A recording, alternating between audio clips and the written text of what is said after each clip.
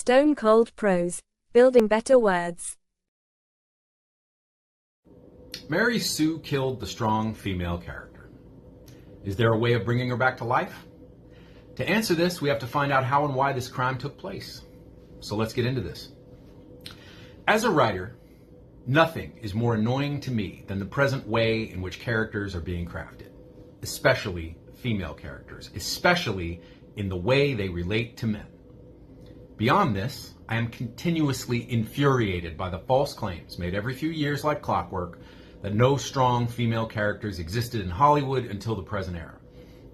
That women and men had nothing to look up to in this regard till, say, the characters of Katniss Everdeen or Rey Skywalker or Captain Marvel came along. Now, I understand that every generation reinvents the wheel, including my own. I also understand that every generation overvalues its own contribution and undervalues that of the ones which came before. Human nature is universal and unchanging, and nobody is exempt from its peculiarities. But a lot of the dumber aspects of human nature can be combated successfully if we are aware they exist, and we arm ourselves against them and use those arms intelligently. Take bigotry and prejudice. It's more helpful to acknowledge that we suffer from them than it is to pretend we are completely free of their influence. A problem cannot be corrected until it is recognized. And folks, we have a problem with characters. The characters of today absolutely suck. They are rubbish, garbage, trash. They are boring, self-righteous, one-dimensional, unrealistic, and stuffed almost to bursting with unlikable traits.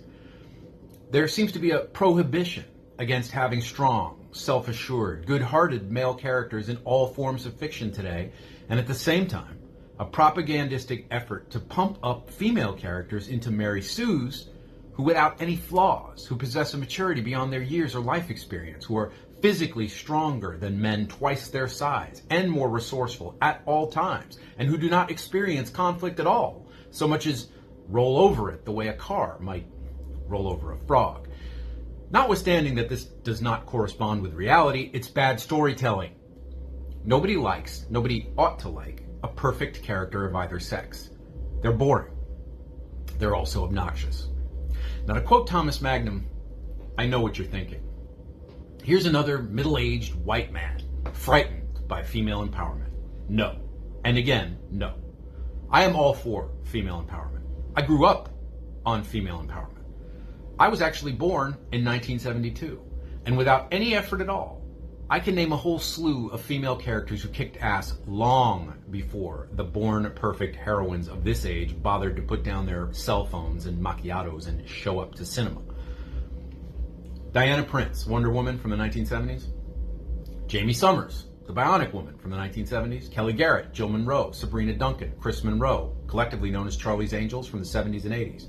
Princess Leia Organa from the 70s and 80s. Ellen Ripley from the 70s and 80s and 90s. Sarah Connor from the 80s and 90s. Buffy Sommers from the 90s and 2000s.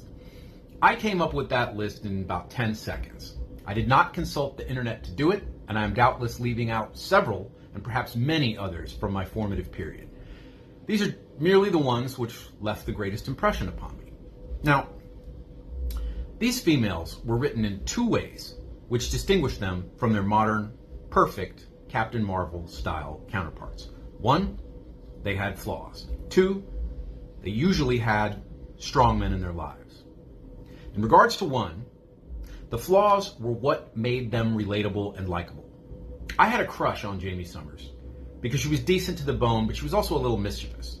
And she could be terribly, terribly stubborn sometimes, almost to the point of self-destructiveness. She seemed real to me, human.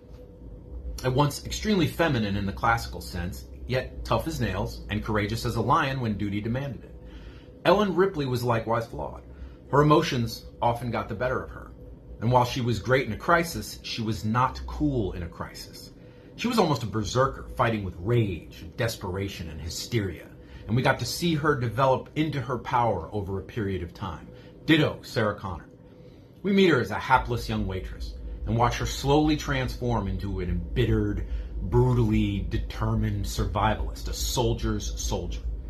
As for Buffy Sommers, she fascinated me the most because her superpowers did not in any way assist her in any of her real-world dilemmas, like failing grades or problems with boys. In fact, her powers were a burden to her, imposing unfair restrictions on her life. She also struggled regularly with fear, doubt, and resentment at being the chosen one. I could sympathize and understand because her weaknesses made her realistic and relatable.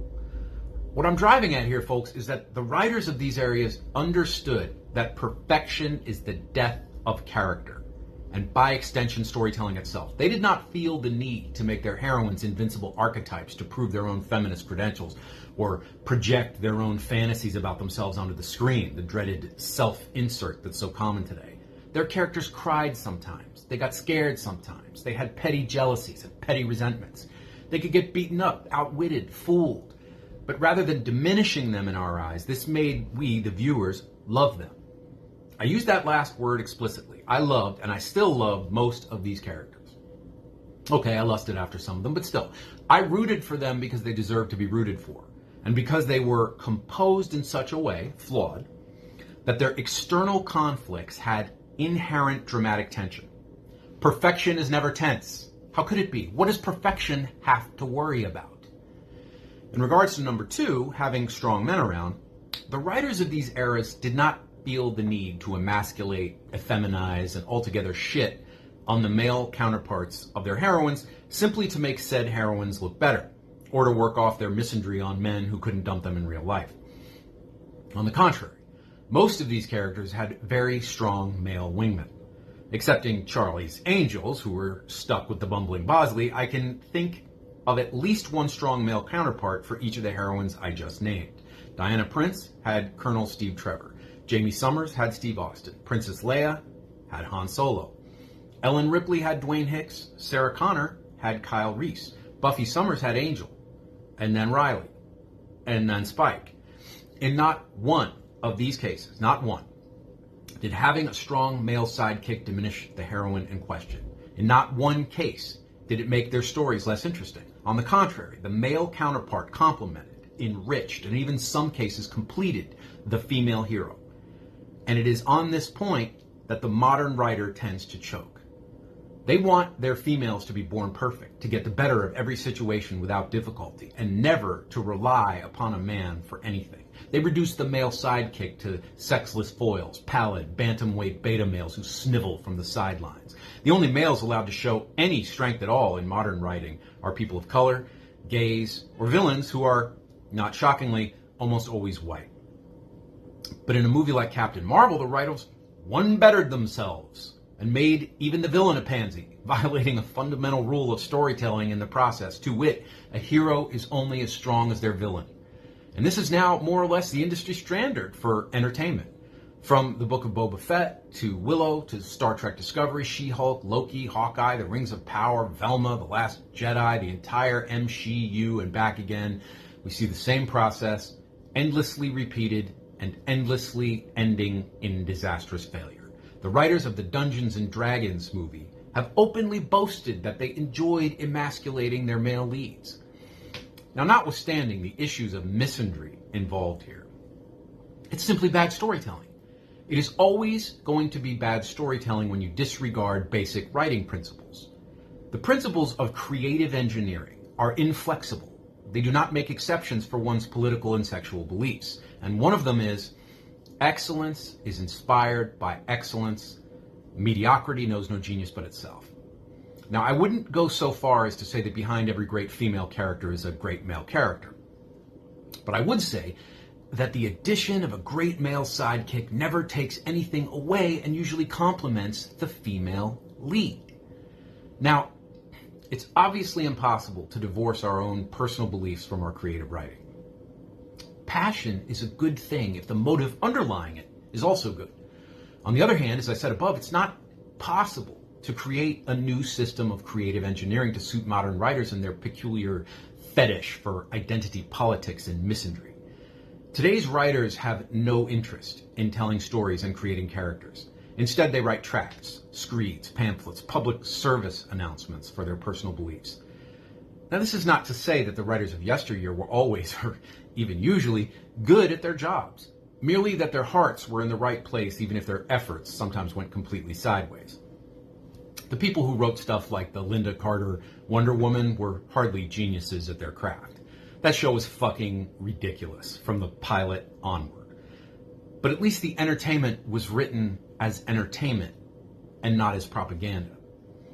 If we ever want to right the sinking ship of storytelling in this world, we must begin by understanding there was a hole in the damn ship. The ability of writers to create interesting, likable, or at least sympathetic characters is on the downgrade. And it's on the downgrade because the writers are self-injecting their personal issues and beliefs into their work in a way that is destructive to the product. They're trying to work out their emotional problems, not with psychiatrists, but with audiences. Not at the ballot box, but in the writer's room. They are debasing storytelling and character generation, and they're doing it so badly that an entire generation of young people is now growing up not even knowing what the hell good storytelling is, because they have no context to understand it. They're simply told that if they don't like Ms. Mary Sue, they're misogynists, or toxic, or some kind of phobe. If modern writers can't lead and won't follow, they should at least get the fuck out of the way and make room for those of us who know what the hell they're doing. In the meantime, we, the audience, can vote with our wallets and insist that writers return to the basic principles which once made characters like Ellen Ripley and Sarah Connor possible in the first place.